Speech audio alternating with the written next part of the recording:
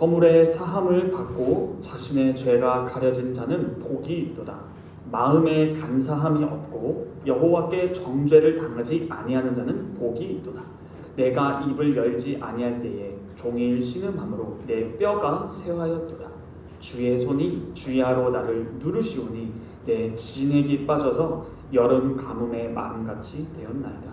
내가 이르기를 내 허물을 여호와께 자복하리라 하고 주께 내 죄를 아뢰고 내 죄악을 숨기지 아니하였더니 곧 주께서 내 죄악을 사하셨나이다. 이로 말미암아 모든 경건한 자는 주를 만날 기회를 얻어서 주께 기도할지라. 진실로 홍수가 범람할지라도 그에게 미치지 못하리이다. 주는 나의 은신처이오니 환난에서 나를 보호하시고 구원의 노래로 나를 부르시리이다. 내가 내 갈 길을 가르쳐 보이고 너를 주목하여 훈계하리로다. 너희는 무지한 말이나 노새같이 되지 말지어다. 그것들은 재갈과 굴레로 단속하지 아니하면 너희에게 가까이 가지 아니하리로다. 악인에게는 많은 슬픔이 있으나 여호와를 신뢰하는 자에게는 인자하심이 두루리로다. 너희 의인들아 여호와를 기뻐하며 즐거워할지어다. 마음이 정직한 너희들아 다 즐거이 외칠지어다. 아멘. 사도신경은 우리의 신앙 고백을 요약한 것입니다. 찬송가 앞면에 있는 사도신경을 펴서 읽으며 우리의 신앙을 고백하도록 하겠습니다. 우리가 무엇을 믿습니까?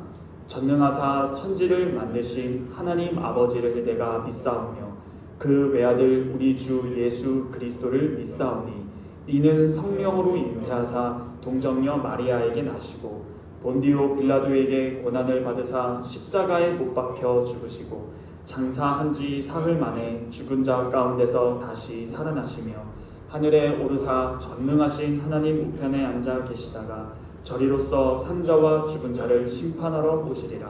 성령을 믿사오며 거룩한 공회와 성도가 서로 교통하는 것과 죄를 사하여 주시는 것과 몸이 다시 사는 것과 영원히 사는 것을 믿사옵나이다. 아멘. 찬송가 24장 함께 찬송하겠습니다. 찬송가 24장입니다.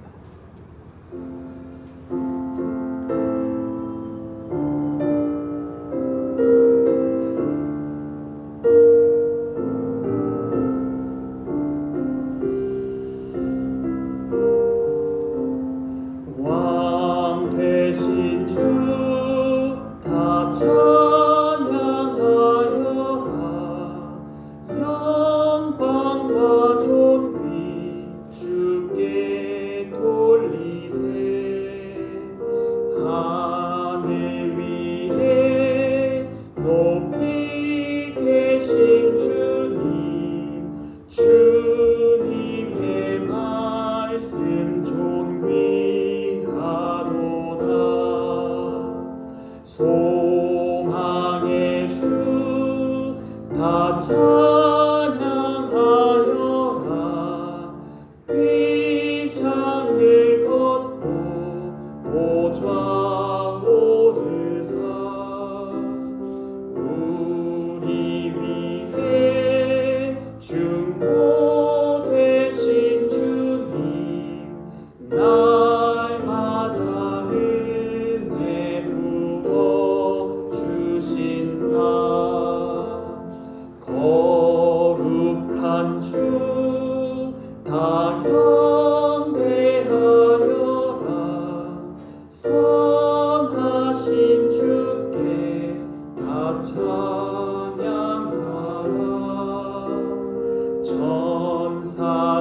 천사들도 다 경배하여라. 구세주 예수 영원하도다.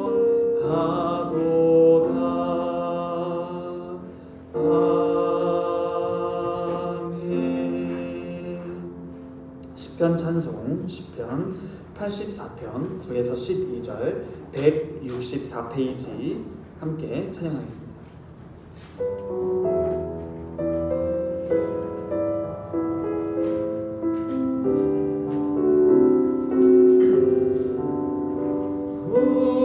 우리의 방패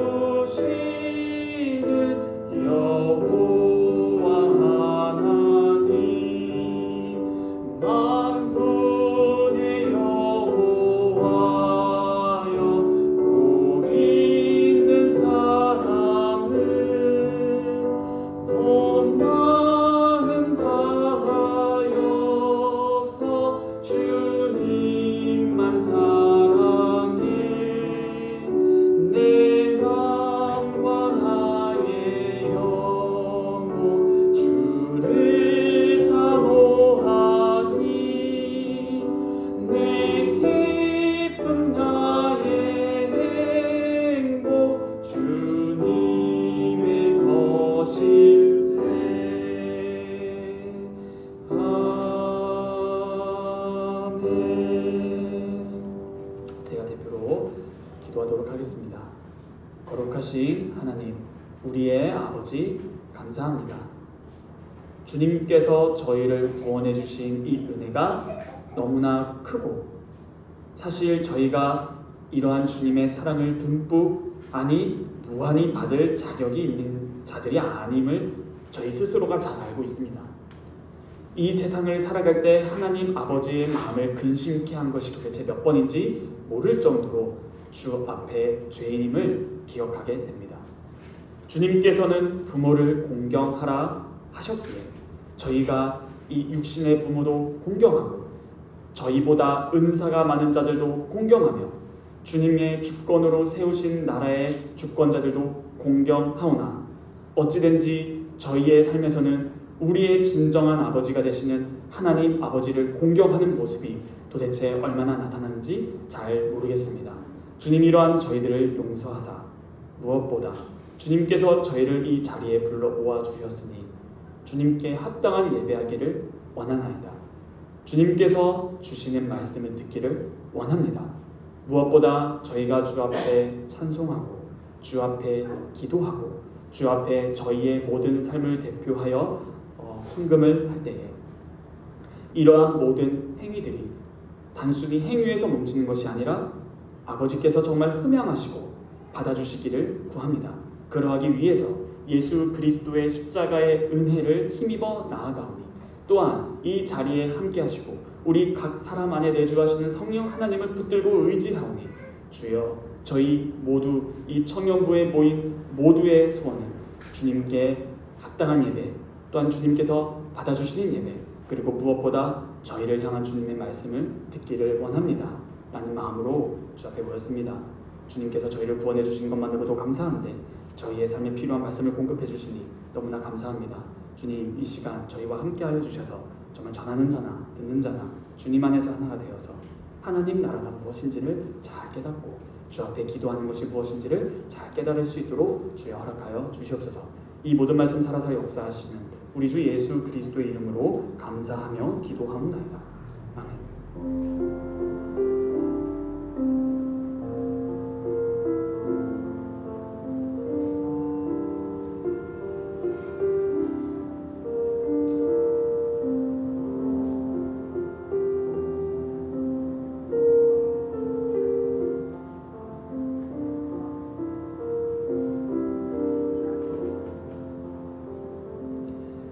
함께 시편 찬송 시편 139편 14에서 17절 294페이지입니다.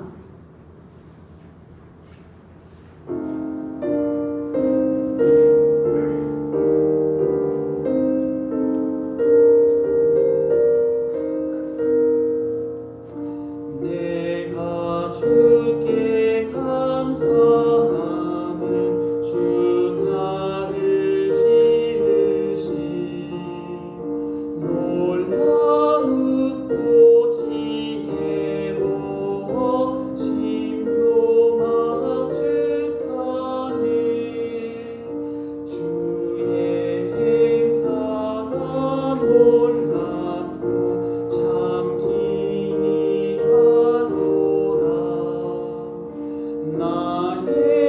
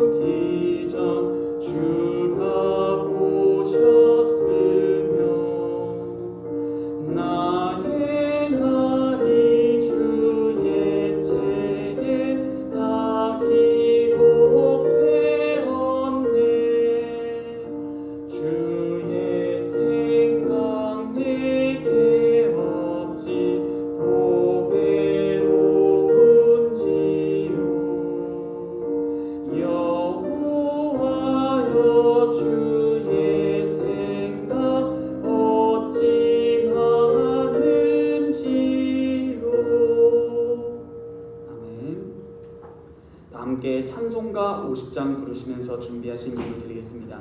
찬송가 50장은 1절과 3절만 부르도록 하겠습니다.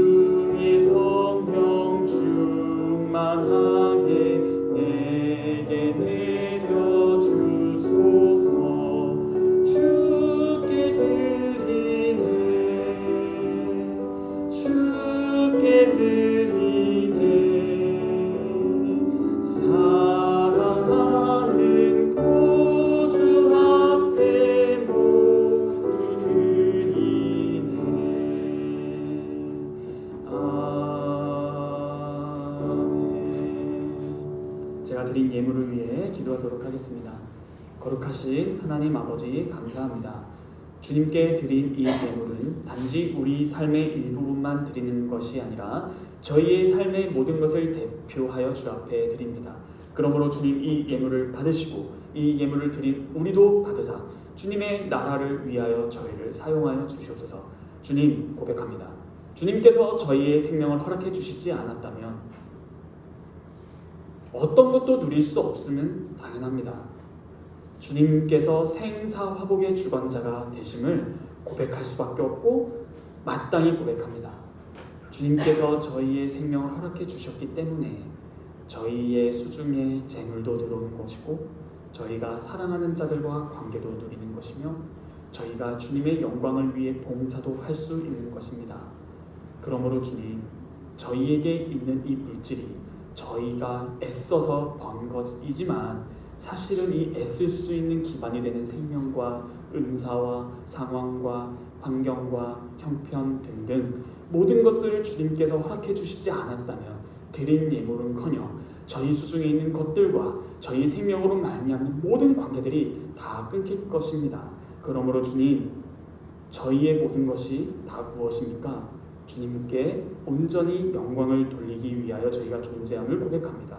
그러므로 이 땅에 존재하는 동안 주님께서 기뻐 받으실 수 있는 주님 그런 행실을 하게 하여 주시고 저희의 말과 행동과 아니 생각까지도 마음이 깊은 뿌리까지도 주께서 보시기에 거룩하여져서 날마다 주님과 동행하고 저희의 삶 속에 예수 그리스도적인 품성이 나타나며 저희를 이 땅에 보내신 그 사명을 충실하게 시행할 수 있는 저희 모두가 되기를 원합니다. 주님, 저희 전부를 받아주시고 주 앞에 저희 청년부 전체를 올려드리오니 주님, 이 자리에 함께하여 주시옵소서. 주께서 저희의 모든 것들을 받아주시고 기뻐 받아주시고 무엇보다 저희의 삶에 날마다 함께하여 주실 주님을 찬양하오며 이 모든 말씀 살아서 역사하시는 우리 주 예수 그리스도의 이름으로 감사하며 기도하옵나이다.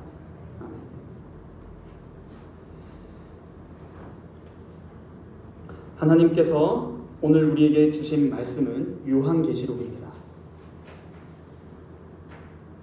하나님께서 오늘 우리에게 주신 말씀은 요한계시록 8장 1절로 5절입니다.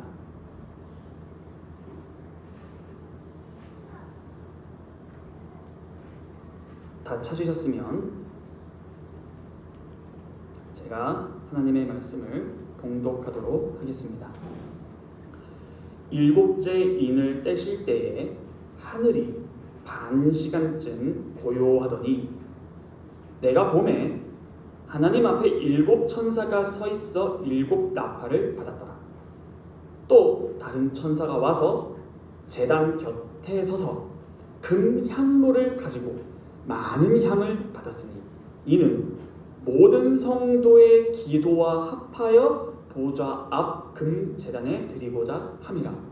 향연이 성도의 기도와 함께 천사의 손으로부터 하나님 앞으로 올라가는지라.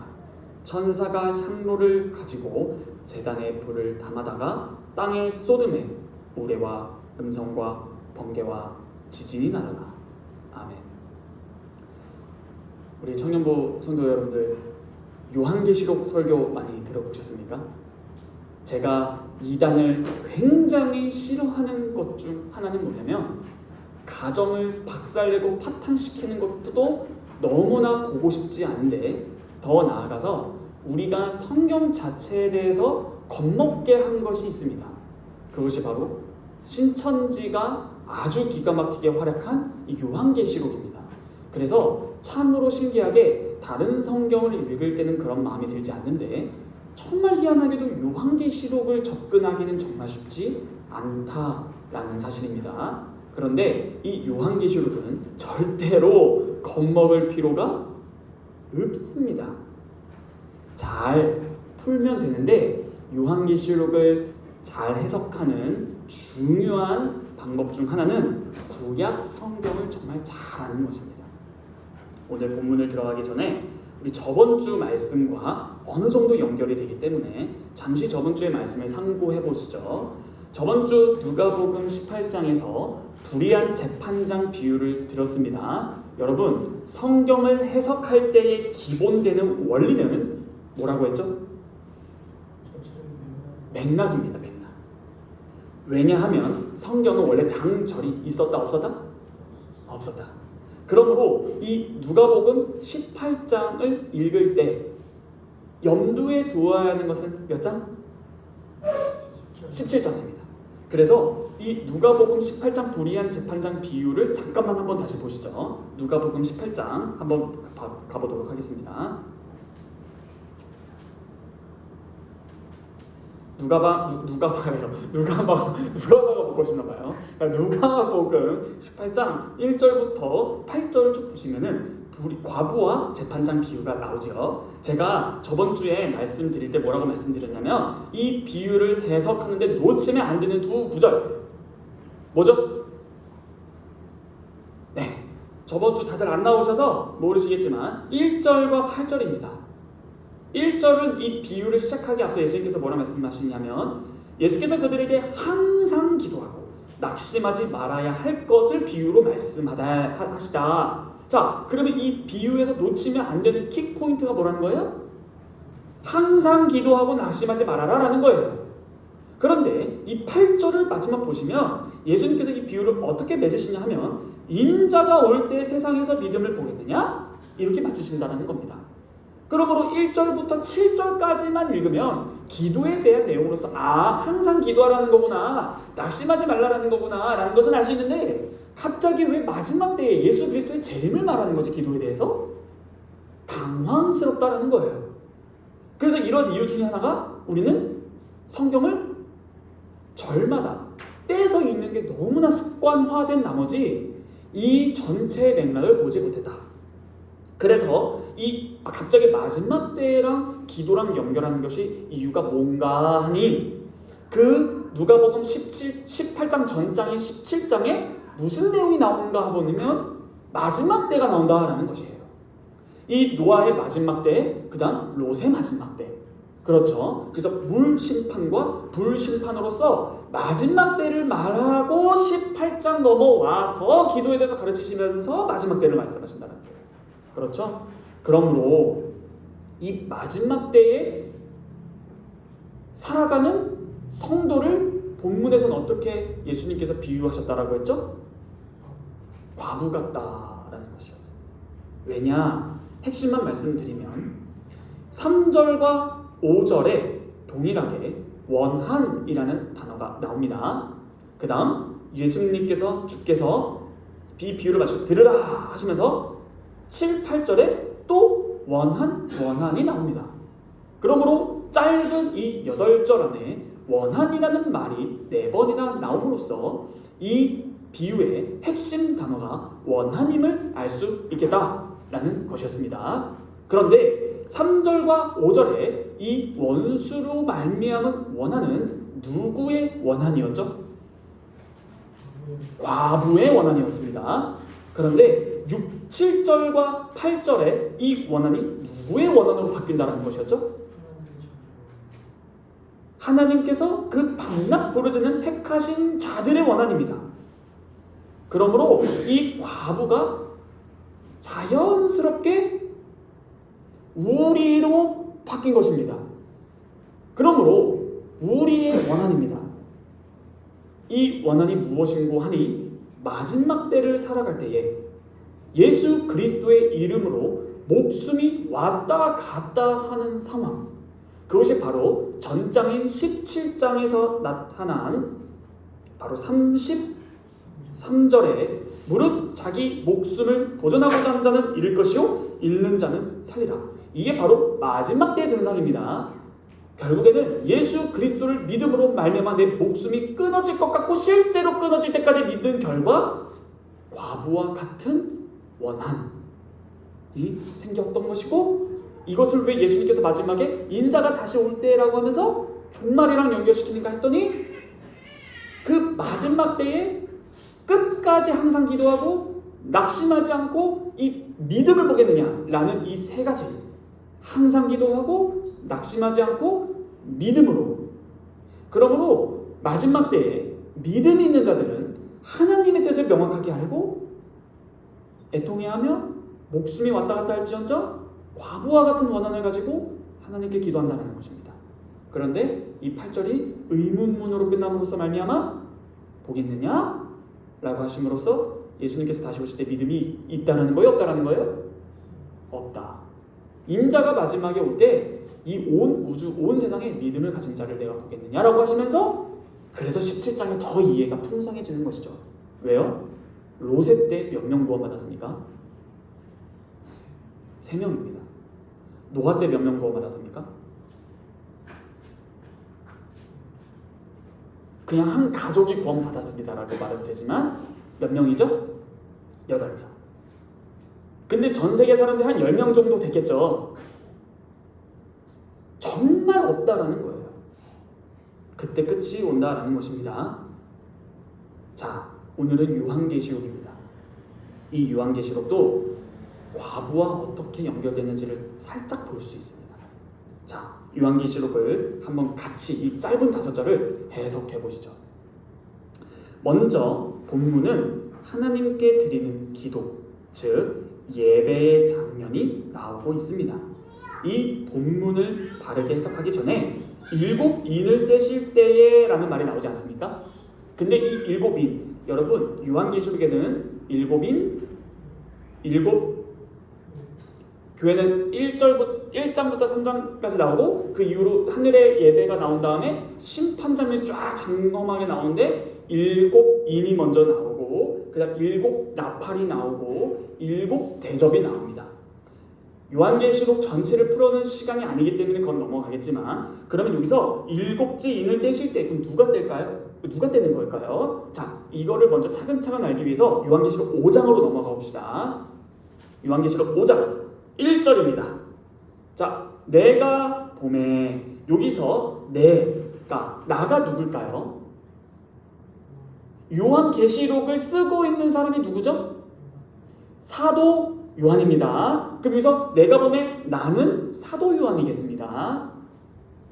이때 뭘 보았냐 하면 보좌에 앉으신 이, 즉 성부 하나님께서 오른손에 두루마리를 쥐고 계십니다.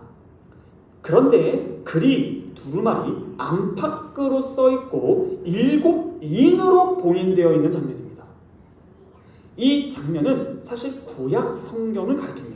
구약의 어떤 사건을 가리키는데요. 에스겔 2장 9절에서 10절 한번 찾아가 볼까요? 에스겔 2장 9절과 10절입니다.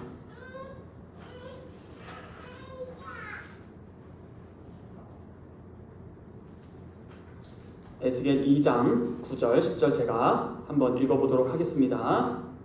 내가 보니 보라 한 손이 나를 향하여 펴지고 보라 그 안에 두루마리 책이 있더라.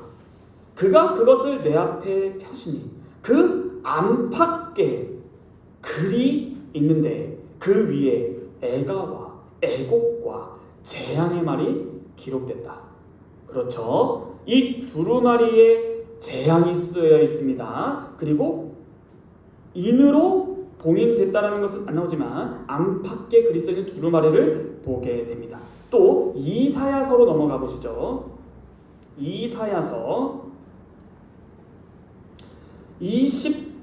29장 11절입니다.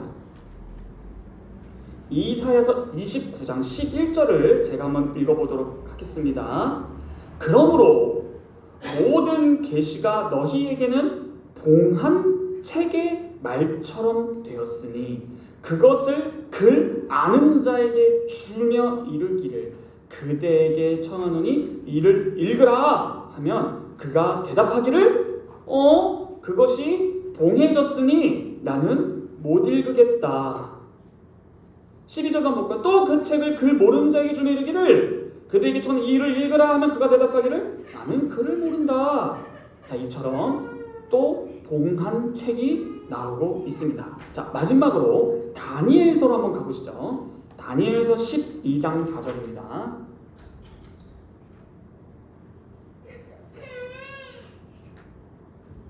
다니엘서 12장 4절 제가 읽어보겠습니다. 다니엘아, 마지막 때까지 이 말을 간수하고 이 글을 봉함하라. 많은 사람이 빨리 왕래하며 지식이 더하리라. 이 4절 전에 이 다니엘서 12장이 끝인데요. 마지막 때, 마지막 날에 대한 설명입니다. 그래서 1절과 2절 이런 거 보면 부활하는 장면도 나옵니다. 자, 여튼 다시 요한계시록으로 돌아오면은 이 두루마리는 구약의 사건을 표시하는데 지금 이 두루마리가 누구의 손에 있어요? 5장 요한계시록 5장에 이 두루마리가 누구의 손에 있습니까? 그렇죠. 보좌에 앉으신 이의 오른손에 두루마리 그게 있습니다. 안팎으로 썼고 7인으로 봉인되어 있습니다. 그렇죠. 이 두루마리 안에는 다음에 쭉 요한계시록을 읽으면 장면들이 막 나오는데 이 두루마리에는 하나님의 마지막 때의 역사 계획이 들어있는 것입니다. 7인은 하나님의 비밀의 모든 것을 통틀어서 지시하는 것입니다. 그런데 이 두루마리가 사도 요한이 보니까 봉함되어 있어요. 어느 누구도 이 두루마리를 펴서 읽지 못하고 한 인을 떼지 못하고 있는 장면입니다. 그렇죠?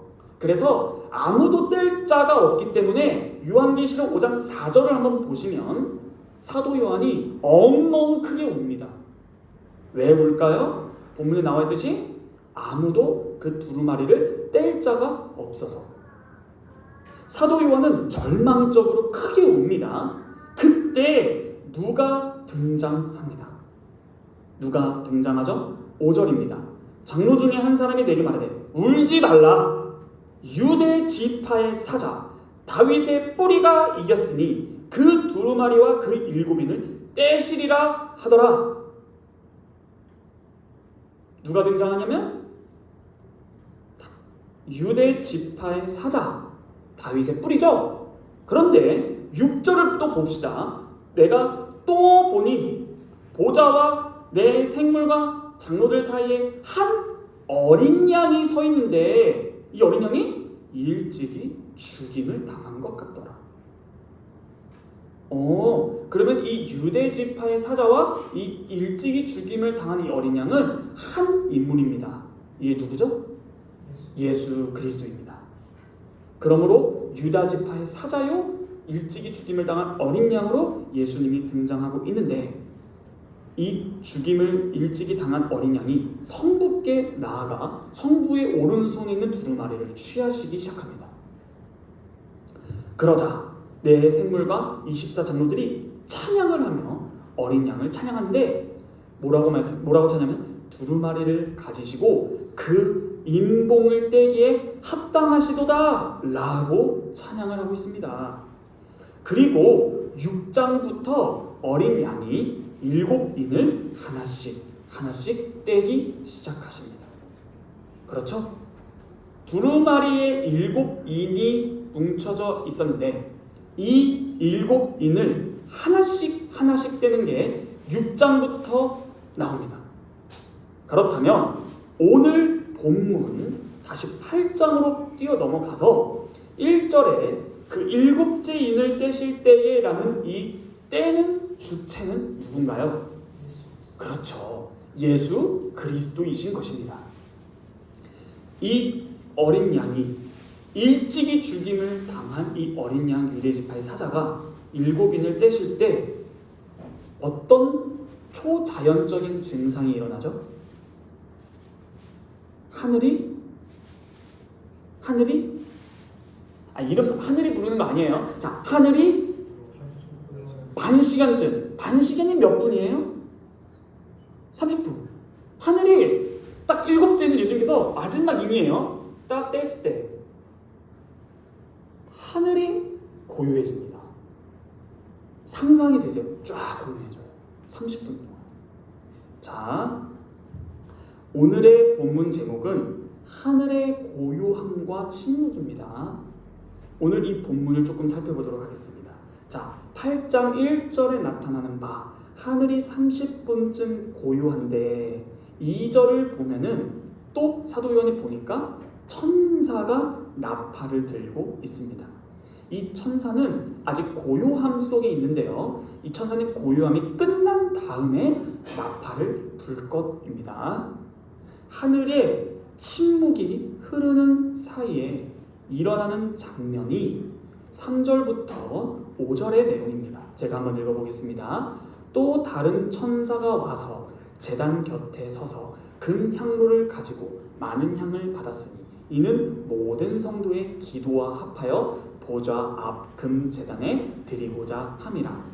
향연이 성도의 기도와 함께 천사의 손으로부터 하나님 앞으로 올라가는지라. 천사가 향로를 가지고 제단에 불을 담아다가 땅에 쏟음에 우레와 음성과 번개와 지진이 나더라. 아멘. 자, 고요한 이때, 하늘이 30분 정도 침묵이 흐르는 이때에 도대체 하늘에서는 어떤 일이 일어나고 있을까요? 하늘이 고요한 침묵 가운데 있을 때 하늘에서는 3절부터 5절의 내용을 보다시피 하나님께 천사 제사장들이 분향을 드리고 있습니다. 우리의 입장에서는 하늘이 고요합니다. 근데 그 고요한 하늘로 올라가서 보니 누가? 천사들 중에서 어떤 천사? 제사장 천사가 하나님께 분향을 드리고 있는 장면을 사도 요한이 본 것입니다. 하늘의 침묵은 천사 제사장들이 분향을 드리는 시간이었던 것입니다. 구약의 성막이나 성전의 제사장이 희생제물, 번제단이라는 곳에 희생제물을 태울 때 사용한 희생제단이 있죠. 구약에는 번제를 드릴 때 사용되는 희생제단이 있습니다. 그리고 그 희생제단에 있는 숯불을 들고 성소로 들어가서 향을 넣어서 부은 향을 하나님께 드리는 장면이 구약에 나타납니다. 그 장면을 요한계시록 18장 3절에서 4절이 인용을 하는 것입니다. 천사들이 하늘에서 제사를 하고 있습니다. 여러분, 구약 성경을 보시면 성막, 성전은 3중 구조로 되어 있는 것 잘 아실 것입니다. 바깥들, 성소, 지성소 이렇게 되어 있죠. 이렇게 3중 구조로 되어 있는데 구약 성경을 자세히 보시면 제사장이 매일 아침과 저녁에 상번제, 즉 바깥들에 있는 희생제단에서 타는 숯불을 담고 성소로 들어가서 그 향로에 향을 넣어서 하나님께 드렸는데 이게 어디 나오냐면 레위기 16장 12절에 나옵니다. 한번 가보시죠. 레위기 16장 12절입니다.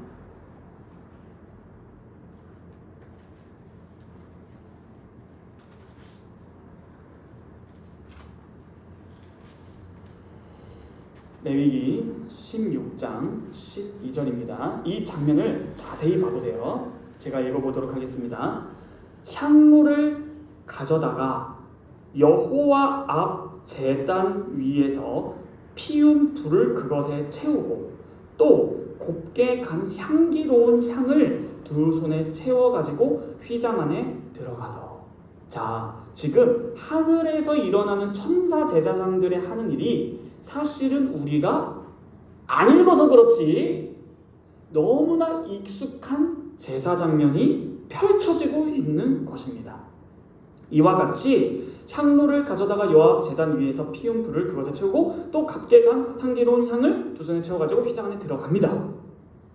분향 제단에서 연기와 함께 향이 올라갑니다. 그런데 이 향은 뭐죠? 기도를 상징했습니다. 분향에서 올라가는 이 향이 뭐라고요?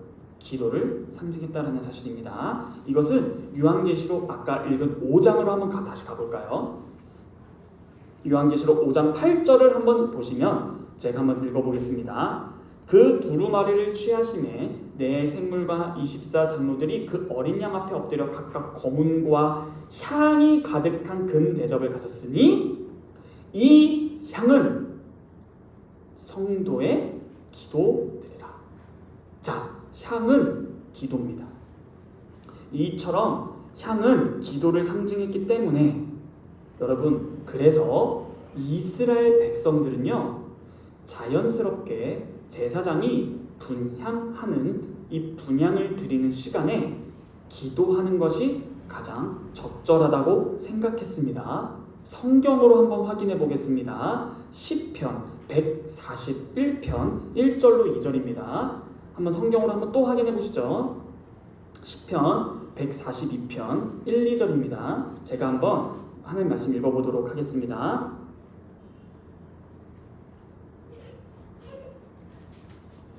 여호와여, 내가 주를 불렀사오니 속히 내게 오시옵소서.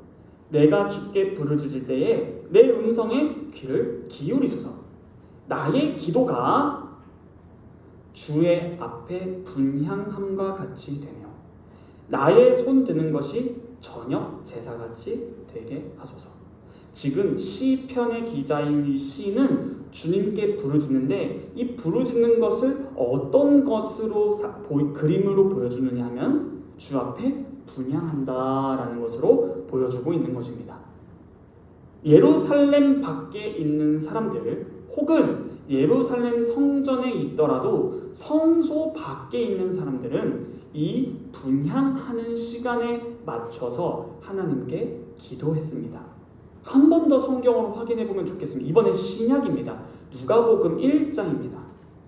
누가복음 1장 5절에서 10절인데요. 한번 읽어보면은 성도들이 당시 이스라엘 백성들이 어떤 식으로 예배를 했는지가 잘 나옵니다. 누가복음 1장 5절에서 10절입니다. 제가 한번 읽어보도록 하겠습니다. 유대 왕 헤롯 때에 아비야 반열에 제사장 한 사람이 있었으니 이름은 사가랴요. 그의 아내는 아론의 자손이니 이름은 엘리사벳이라. 이 두 사람이 하나님 앞에 의인이니 주의 모든 계명과 규례대로 흠이 없이 행하더라.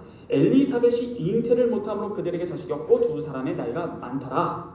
마침 사가랴가 그 반열의 차례대로 하나님 앞에서 제사장의 직무를 행할세 제사장의 전례를 따라 제비를 뽑아 주의 성전에 들어가 뭐하고? 분향하고. 이때 10절 모든 백성은 그 분향하는 시간에 밖에서 기도하더니 라고 나오는 것입니다. 다시 10절만 보더라도 제사장의 직무를 하고 있는 이 사가랴가 분향할 때 밖에 있는 이스라엘 백성들은 그때 뭐 한다고요? 기도합니다. 모든 백성은 그 분향하는 시간에 밖에서 기도합니다. 성소 밖에서는 이 분향하는 시간에 하나님의 백성이 기도했습니다. 그런데 성소 안에는 침묵이 흐릅니다. 성소 안에서 분향하는 제사장은 거룩하신 하나님 앞에서 침묵 가운데 분향했습니다. 그래서 성전의 침묵이 흐른 것은 제사장이 하나님께 백성의 기도를 올리는 시간임을 의미하는 것입니다. 뭐라고요? 성전의 침묵이 흐른 것은 제사장이 하나님께 백성의 기도를 올리는 시간임을 의미합니다. 그러므로 이제 우리가 요한계시록이 두려운 게 아니라 해석이 됩니다. 무엇이죠? 하늘에 반시간 동안 침묵이 흐릅니다. 하늘에 반시간 동안 침묵이 흐르는 것은 3절부터 4절이 잘 보여주듯이 하나님께 천사들이 제사장으로서 분향하고 있음을 말하는 것입니다.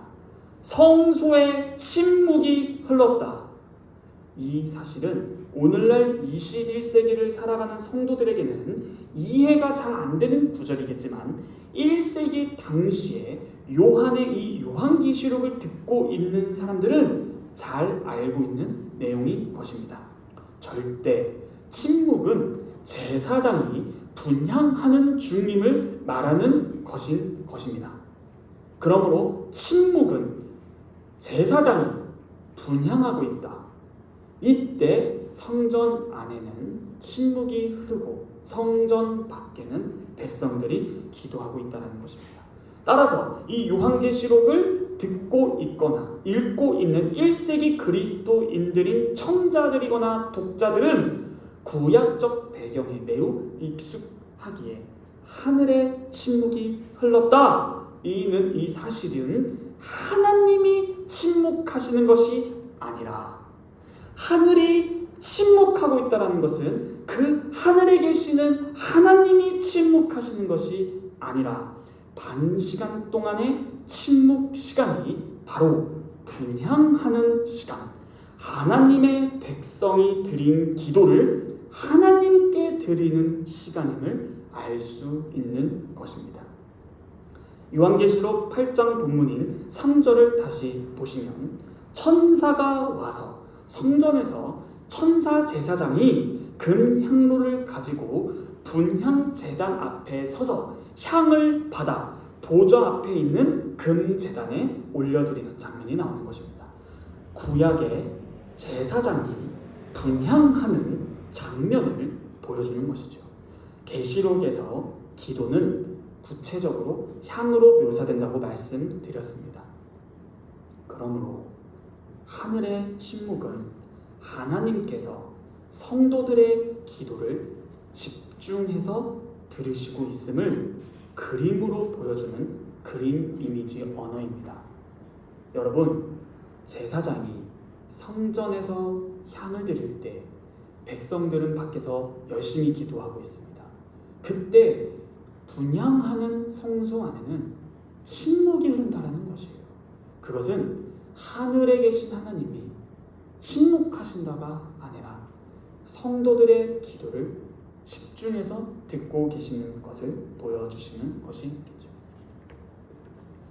그러면 여러분들 궁금하지 않습니까? 요한계시록에서의 성도들의 기도의 내용은 무엇이었을까요?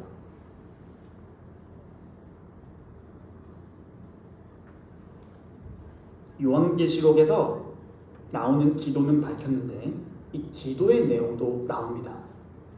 요한계시록에서의 기도의 내용은 두 가지로 볼 수 있는데, 하나는 요한계시록 6장 9절에서 10절 한번 보시죠. 요한계시록 6장 9절에서 10절입니다. 제가 읽도록 하겠습니다. 다섯째 인을 떼실 때에 내가 보니 하나님의 말씀과 그들이 가진 증거로 말미암아 죽임을 당한 영혼들이 제단 아래에 있어 큰 소리로 불러 이르되 거룩하고 참되신 대저제여 땅에 거하는 자들을 심판하여 우리 피를 갚아주지 아니하시기를 어느 때까지 하시려 하나이까 하니. 자, 이게 바로 요한계시록에 나오는 성도들의 기도의 내용입니다. 이 제단 아래에 있는 영혼들은 순교를 당한 영혼들이고, 이 순교를 당한 성도들의 기도 제목은 하나님께서 언제 이것을 갚아주시겠습니까? 라는 그 기도의 내용이 나옵니다. 이들은 본문에서 왜 순교를 당했죠? 바로 하나님의 말씀과 그들이 가진 증거로 말미암아입니다. 여러분, 이거 우리가 저번 주에 누가복음 18장에 배웠던 과부와 같지 않습니까? 하나님의 말씀과 그때 성도가 가졌던 그 증거로 말미암아 순교당했어요. 그 순교가 하늘의 제단에 올라가서 큰 소리로 불러 말하는 것입니다. 거룩하고 참되신 대주제여, 땅에 거하는 자들을 심판하여 우리 피를 갚아주지 아니하실 것을 언제까지 하시려 하십니까? 도대체 어느 때까지 하려고 하는 것입니까? 도대체 언제 우리의 기도에 응답하실 것입니까? 이게 바로 하늘에 있는 순교를 당한 성도들의 기도의 내용인 것입니다. 다시 본문 요한계시록 8장 4절로 돌아와 보면 분향을 드릴 때에 향과 기도가 함께 올라가는데, 여러분, 향은 뭐라고 했죠? 향은 기도입니다. 그런데 향과 기도가 올라간다는 거예요. 그러면 중첩됐죠? 향은 뭐라고요? 기도입니다. 근데 향과 기도가 하면 뭐예요? 기도와 기도겠죠? 이것은 무엇을 표현하는 거냐면 기도를 더욱더 강조하는 장면입니다. 기도를 강조하는 것은 기도의 내용을 강조한다는 것과 같이 가는 것입니다. 그러니까 지금 이 장면은 하나님, 언제 우리의 이 탄식에 응답하실 것입니까? 라는 기도의 내용이 하나님께 올라가고 있다라는 장면입니다. 여러분, 시편 79편 4절에서 5절을 함께 읽어봅시다. 시편 79편입니다. 79편 4절에서 5절입니다. 한번 같이 찾으시고 같이 읽어보도록 하겠습니다. 시편 79편 4에서 5절 시작. 우리는 우리 이웃에게 비방거리가 되며 우리를 애워싼 자에게 조소와 조롱거리가 되었나이다. 여호와여, 어느 때까지니까? 영원히 노하시리까? 주의 질투가 불붙듯 하시리까? 아멘. 요한도 지금 이 장면을 보고 있는 것입니다. 여호와여, 도대체 언제까지입니까? 고난을 받는 의인의 기도입니다. 그들의 기도 내용이 뭐라고요? 언제 하나님께서 응답하실 건가요? 라는 탄식이 요한계시록에서 말하고 있는 기도의 내용이고 또한 기록이 되겠습니다. 요한계시록을 쓰고 있는 이 사도 요한 자신은 사실 누구보다도 이 하나님께 대해 기도한 이 응답을 기다리고 있는 자들이라는 것을 여러분 다 아시죠? 요한은 두루마리의 인을 떼기 전에 이 인을 뗄 자가 나타나지 않았을 때 분명히 크게 엉엉 울었습니다. 왜요? 왜 울었어요? 요한은 누구보다도 하나님의 응답을 기다리고 있었던 사람이기 때문입니다. 요한계시록 1장으로 한번 다시 가볼까요? 아예 첫 장 요한계시록 1장으로 넘어가 보도록 하겠습니다. 1장 9절입니다. 제가 요한계시록 1장 9절을 읽어보도록 하겠습니다. 요한이 어떤 상황인지가 나옵니다. 나 요한은 너희의 형제요. 잘 보세요. 예수의 환난과 나라와 참음에 동참하는 자. 잘 보세요. 하나님의 말씀과 예수를 증언하였으므로 말미암아 밤모라 하는 섬에 있었더니. 자, 요한도 분명히 방금 읽은 요한계시록 6장에 나온 9절에서 10절에 나온 죽은 성도들의 기도, 그들이 순교한 이유는 하나님의 말씀과 증언 때문인데, 이 증언은 뭔가 하니까 예수 그리스도를 증언했던 것입니다. 그러므로 요한도 죽임을 당한 영혼들처럼 하나님의 말씀과 예수님을 증언하는 것 때문에 밤모라 하는 섬에 갇혀 있는 것이고, 거기서 요한은 참고 있었고 인내하고 있었는데, 이 인내함은 요한뿐 아니라 그 당시 성도들과 함께 인내하고 있는 것입니다. 하나님의 응답을 기다리면서 인내하고 있는 교회는 교회 안과 밖에서 어려움을 겪습니다. 교회 안에서의 어려움은 무엇이죠? 교회 안에서는 우상숭배, 물질주의와 적당하게 타협하도록 유혹하는 거짓 교사들의 꾀매, 많은 사람들이 넘어가는 문제로 교회는 어려움을 겪고 있기에 거기서 성도들은 인내하면서 하나님의 응답을 기다리고 있는 것이고, 밖으로는 당시 1세기에 로마 제국의 핍박을 받고 있다는 사실입니다. 안과 밖이 다 썩었습니다. 제가 저번 주 누가복음 18장을 설교하면서 이 세상이 뭐라고 했죠? 반란지구였다. 이 세상이 지금 하나님 나라입니까? 아주 안과 밖이 다 썩었는데 성도들은 어디에 기댈 데가 없습니다. 이때 참으로 하나님의 백성들이 모인 교회는 인내하면서 하나님께 항상 기도하고 낙심하지 않으며 믿음으로 기도하고 있고, 그때 하나님의 응답을 기다리고 있는 것입니다. 이럴 때에 요한과 교회는 과부와 같은 심정이 되어서 하나님을 향하여 계속 또 계속 또 계속 또 계속 또 기도하면서 믿음으로 항상 기도하고 낙심하지 않고 있습니다. 이때 성도들의 기도의 내용을 다시 보시면 하나님을 향하여 도대체 언제 하나님께서 악에 대해서 심판하시고 우리의 기도에 응답하실 것인지를 탄식하고 탄원하고 있는 것입니다. 이 성도들의 탄원을 대표해서 하늘에 있는 제단 아래에서 마치 이 땅에서 재물을 태워 들려진 것처럼, 들려보낸 것처럼 이 땅에서 그리스도인들이 그리스도를 위하여 살다가 인생을 하나님께 온전히 드리고 그들이 이 땅에 있는 성도들의 기도를 대변해서 하늘의 보좌 앞에 제단 아래에서 하나님 언제까지입니까? 라고 탄원하고 있는 것입니다. 여러분, 여러분들이 기도에 관심이 있나요? 기도의 응답에 관심이 있나요?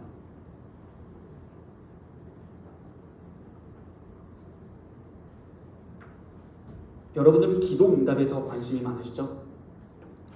그러면 이때 하나님은 어떻게 기도에 반응하실까요? 요한계시록 본문 8장 5절을 보면 놀랍게 천사가 이 향로를 가지고 제단에 불을 담아다가 어디다 쏟아요? 땅에 쏟아요. 분향은 희생자단의 불을 가지고 성소 안에서 분향을 드렸습니다. 하늘의 천사 제사장들이 분향을 했죠. 이때 하늘의 침묵이 흘렀죠. 몇 시간? 30분. 여러분 그거 아십니까? 응답이 30분 걸렸습니다. 하나님이 분향을 받으시고 다시 그 희생자단의 불로 하나님이 반응하십니다. 다시 물어보겠습니다. 얼마 동안 하늘의 침묵이 흘렀습니까? 바로 반 시간입니다. 즉 30분이죠. 네, 여러분 그거 아세요? 요한계시록을 다 읽어보는 사람은 눈치가 빠르면 이거를 알 것입니다. 뭐냐? 요한계시록에서 나오는 가장 짧은 시간이 놀랍게도 1시간입니다. 요한계시록에 나오는 가장 짧은 시간이 1시간입니다. 근데 그 짧은 시간인 1시간보다 더 짧은 시간을 무슨 시간으로 표현하냐면 반 시간이라고 표현한 것입니다. 속히 빠르게 얘기합니다. 여러분, 하나님이 성도의 기도를 매우 빠르게 응답하고 있는 것입니다. 이 땅에 있는 성도들, 인내에 참여하고 있는 요한의 입장에서는 하늘을 바라볼 때 침묵합니다. 도대체 하나님께서 응답은 해주십니까? 응답이 너무 더딥니다. 하늘의 침묵의 시간은 너무 길어 보입니다. 그러나 그 침묵된 하늘 위에서 일어나는 하늘의 장면을 목격한 요한은 반 시간만 침묵이 흐르는 것, 즉 하나님께서 하늘을 고요하게 하시고 성도들의 기도에 귀를 기울이셔서 응답하는 시간을 반 시간으로 본 것입니다. 요한계시록의 가장 짧은 시간이 1시간인데 말이죠. 그것보다 더 빠르게 그 1시간을 반으로 쪼개버립니다. 이 땅에 있는 성도들에게 하나님께서는 즉시 응답하실 것을 보여주는 장면입니다. 그런데 더 놀랍게도 오늘 본문은 후각, 청각, 시각이 다 나오는 거 아십니까? 성도들의 기도가 하나님께 확실히 올려졌음을 보여주고 있는 것인데요. 하나님은 시각으로 향연을 보셨습니다.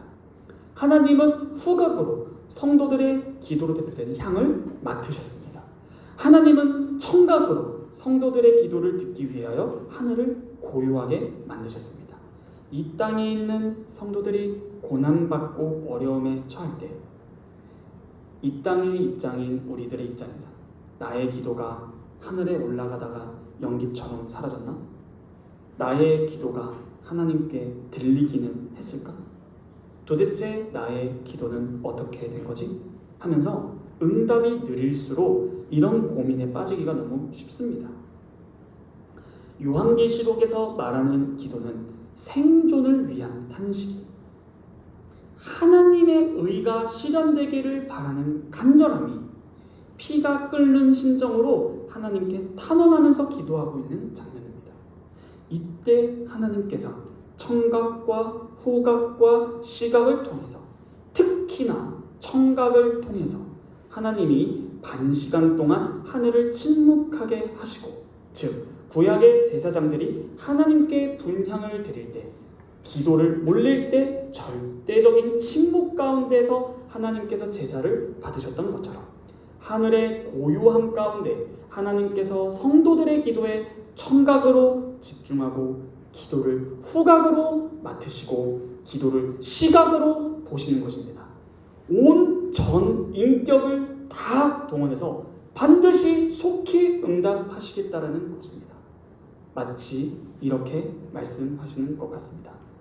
내가 나의 이름으로 말미암아 고난받는 내 아들과 딸의 기도를 가장 먼저, 가장 빨리 들을 것이다. 내 두 눈으로 똑똑히 볼 것이고 그 기도를 반드시 맡을 것이고 그 기도를 집중해서 들을 것이다.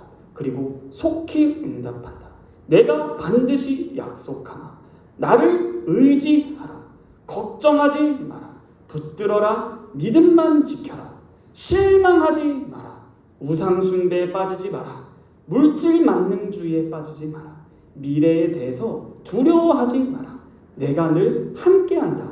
나의 이름은 임마누엘이다. 내가 너희와 항상 함께하리라. 놀라지 말라. 대주제인 내가 너와 함께할 것이다. 기도하라. 항상 기도하라. 낙심하지 마라. 은혜의 수단을 적극 활용하라. 날마다 주님을 찾고 의지하는 그 기도를 하라고 말씀하고 계시는 것입니다. 이것을 입증하시는 것이 바로 1시간보다 빠른 그 반시간 뒤에 천사가 향로를 가지고 땅에 불을 내립니다. 다시 본문 3절을 보면 이는 모든 성도의 기도와 합하여입니다. 모든 성도입니다. 모든 성도의 기도를 하나님께서 잊지 않으시고 정확하게 듣고 정확하게 보시고 정확하게 맡으신 것입니다. 생존이 절박할수록 우리의 기도는 간절해질 것이고 우리의 기도의 향기는 더 진하게 되며 기도의 소리는 더 선명하게 하나님께서 들으실 것입니다. 내가 생각하기에 기도의 응답이 더디고 늦다고 해도 하나님께서 기도를 듣지 아니하시는 것은 아닙니다. 그러므로 이 요한계시록 8장 1절로 5절 하늘이 반시간 동안 침묵했다라는 사실이 오늘날 우리에게 말해주고 있는 사실은 무엇일까요? 이것은 저번 주 누가복음 18장 과부의 기도를 떠올리게 합니다. 과부는 원수로부터 온 원한을 계속적으로 쉬지 않고 탄원합니다. 이 원한은 단순히 개인적인 원한이 아닌 하나님 나라적인 원한입니다. 하나님을 욕하는 이 시대, 기독교인으로 살아가기는 것이 너무나 어려운 이 시대, 이때 하나님께서는 계속 기도하라고 격려하고 있는 것이죠. 하늘에 있는 순교당한 영혼들이 과부와 같습니다. 그런데 이 과부는 하나님의 택한 백성들입니다. 사실 예수님께서 그 탄원의 슬픔을 아십니다. 왜죠? 분명히 예수님은 요한계시록 5장에 누구로 소개되는가 봤는데요. 유대 사자와 또 뭐였죠? 어린 양인데 어떤 양? 일찍이 죽임을 당한 어린 양입니다. 예수님께서 이 땅에 이런 말씀도 하셨습니다. 제자가 스승보다 낫지 못하고 너희들도 나를 따르라. 여러분, 예수님을 믿는다는 건 이 세상에서 핍박받는 것이 지극히 당연하고 정상이고 당황스러운 일이 아니라는 것입니다. 여러분들은 진정으로 그 예수 그리스도의 이름으로 말미암아 핍박받을 준비가 되셨습니까? 우리 주 예수 그리스도께서 이 모든 사실을 아시고 과부의 비유를 통해 이 땅에서 거하셨을 때 이미 하셨고 요한계시록에서 다시 하늘을 침묵시키시면서 이 장면을 보여주고 계십니다. 여러분, 이 시간 우리가 잠깐 침묵하며 기도하기를 원합니다. 그리고 제가 기도하고 마치도록 하겠습니다. 이 시간 기도하실 때에 하나님께서 요한계시록에서 가장 짧은 시간이 1시간인데 그것보다 더 짧게 반 시간 동안 하늘을 침묵시키셨습니다. 그때 하늘에서는 하늘의 천사 제사장들이 분향을 하고 있었던 것이죠. 하나님께서 청각으로, 시각으로, 후각으로 우리의 기도를 들으신다는 것이고 속히 응답하신다는 것입니다. 이 시간 기도하실 때, 침묵으로 기도하실 때 하나님, 이 세상을 살아갈 때 주님의 이름으로 핍박받을 것을 작정하고 주님을 믿겠습니다. 그러하기에 앞서 하나님의 뜻이 무엇인지를 더욱더 명확하게 하루하루 알아감으로 낭망하지 않기를 원합니다. 더욱더 주님을 향한 바른 믿음을 달라고 함께 기도하도록 하겠습니다. 기도하겠습니다.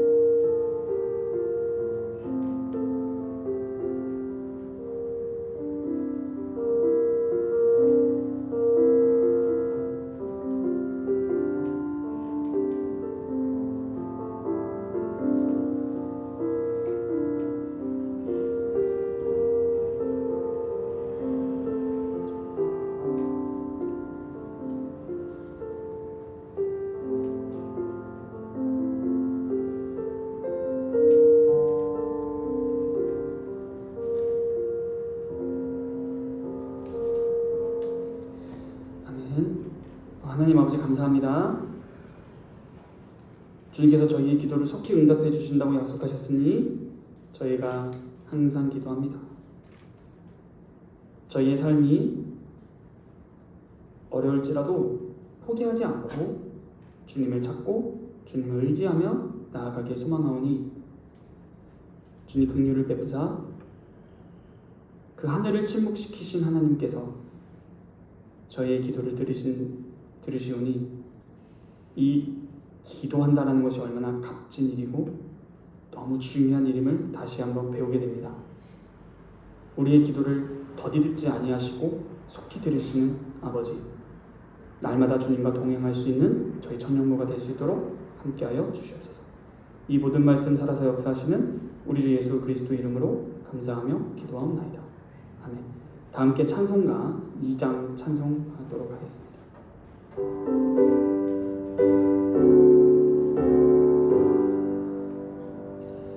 찬양 성부 성자 성령 성삼위일체께 영원 무궁하기까지 영광을 돌리세. 영광을 돌리세.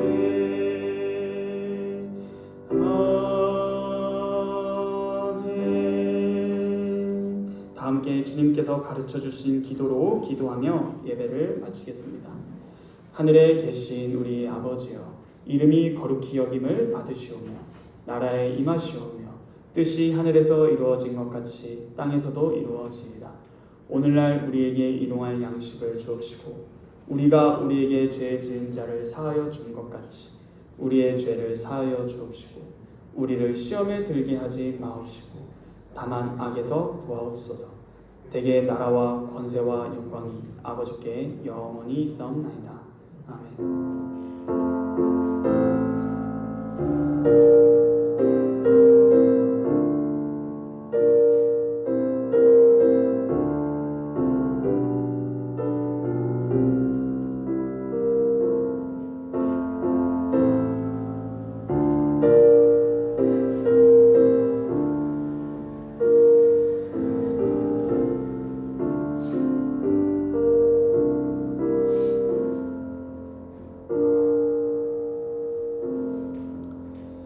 네, 모든 예배를 마쳤습니다. 청년부 광고인데요. 서영이가 한번 다시 나와서 광고 그 청년부에 올렸던 광고 한번 해주시고요. 그 다음 춤 연습 제가 추가 광고는 제가 또